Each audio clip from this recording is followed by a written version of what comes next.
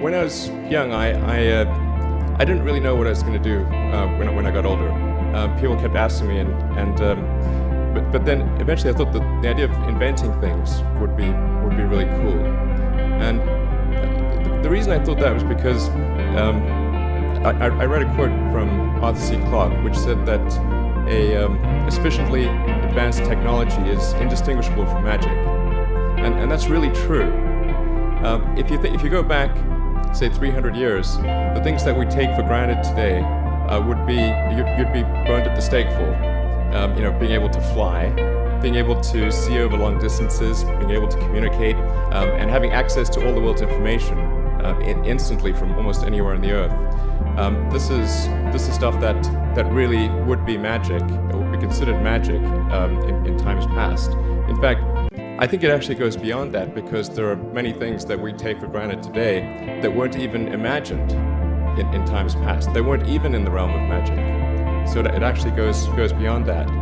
So I thought, well, if I can do some of those things, basically if I can advance technology, then that's like magic, and that would be really cool. I also had sort of a slight existential crisis, because I was trying to figure out, what does it all mean? Like, what's the purpose of things? And I came to the conclusion that if we can advance the knowledge of the world, if we can do things that expand the scope and scale of consciousness, then we're better able to ask the right questions and become more enlightened, and that's really the only way forward. I think about what technology solution is necessary in order to achieve the particular goal, and then try to make as much progress in that direction as possible. I think being a multi-planet species and being out there among the stars is important for the long-term survival of humanity. But then the part that I find personally most motivating is that it creates a sense of adventure, and it makes people excited about the future. And if you consider two futures, one where we are forever confined to Earth until eventually something terrible happens, or another future where we are out there on many planets, maybe even going beyond the solar system, I think that second version is incredibly exciting and inspiring, and there need to be reasons to get up in the morning. Life can't just be about solving problems. Otherwise, what's the point? There's got to be things that people find inspiring and make life worth living. When my brother and I were starting our first company, instead of getting an apartment, we just rented a small office, and we slept on the couch. And we showered at the YMCA, and we're so hot up we had one computer, so the website was up during the day, and I was coding at night, 7 days a week, all the time. And I sort of briefly had a girlfriend in that period, and in order to be with me, she had to sleep in the office. So work hard, like every waking hour. That's the thing I would say, particularly if you're starting a company. A natural human tendency is wishful thinking.